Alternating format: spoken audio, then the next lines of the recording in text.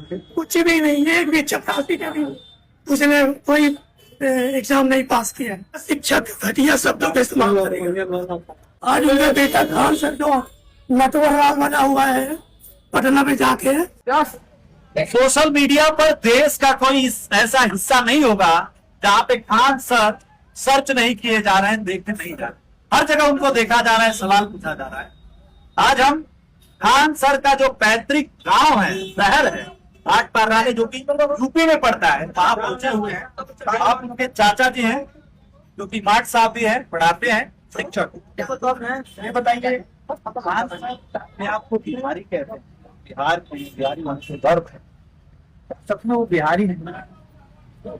मूल निवासी तो भाट पार के ही है।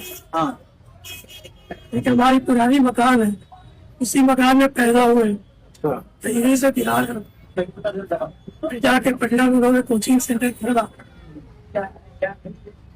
और बिहार में कब गए, कितने साल तक यहाँ रहे, कैसी स्थिति में पढ़ाई लिखाई होती है? पढ़ाई लिखाई तो अच्छी स्थिति में हुई, लेकिन अपने आप को केवल ये दिखाते हैं कि हम बहुत गरीबी से उठ गए। बिल्कुल। परिवार का कोई सदस्य कुछ करना ही नहीं चाहे तो गरीबी में क्या भीख मांगने के लिए तैयार हो जाएगा। तो उनके बाप का यही काम होता, वसीर खान, कोई काम धंधा नहीं करना होता था। पूरे भाट परानी में आप घूम के पूछ लीजिए कि उनकी वास्तविक स्थिति क्या थी।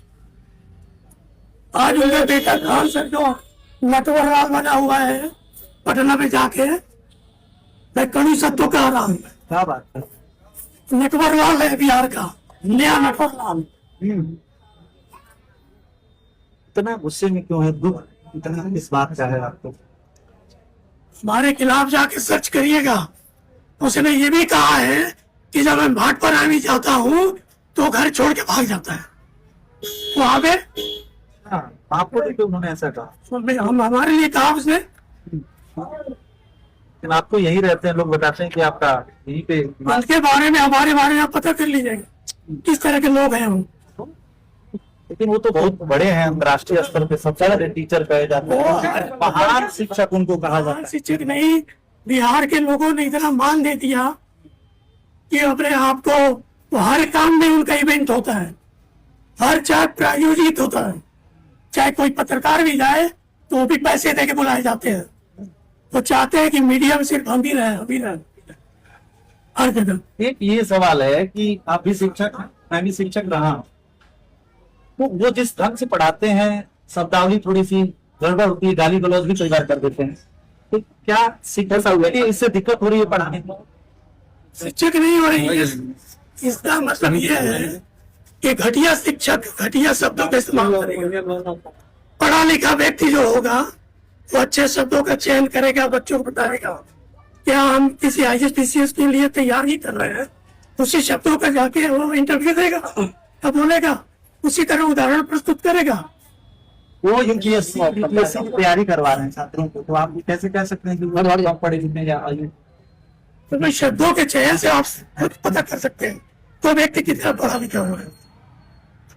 तो कभी कोई भर्ती वगैरह या इस तरीके का कॉम्पिटिटिव एग्जाम निकाले हैं आपने, मतलब जब तक यहाँ पे? कुछ भी नहीं, एक भी चपरासी का भी उसने कोई एग्जाम नहीं पास किया और चला है वो IAS बनाने के लिए। बिहार में वो हॉस्पिटल बनवा रहे हैं, तमाम तरीके के डॉक्टर, यहाँ के लिए कुछ किया? तो भगवान ने लोगों ने इतना पैसा दे दिया यूट्यूब से, तो पैसा कहीं खपाना है ना।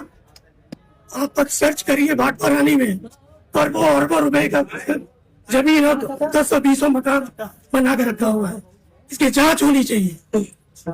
गोटे मवाली बिहार के लेके 10 वो घूमता है। उसका एक शिक्षक जो सामान्य शिक्षक है उसको किस चीज का भय? वो शिक्षक माफिया है, वो शिक्षक माफिया है।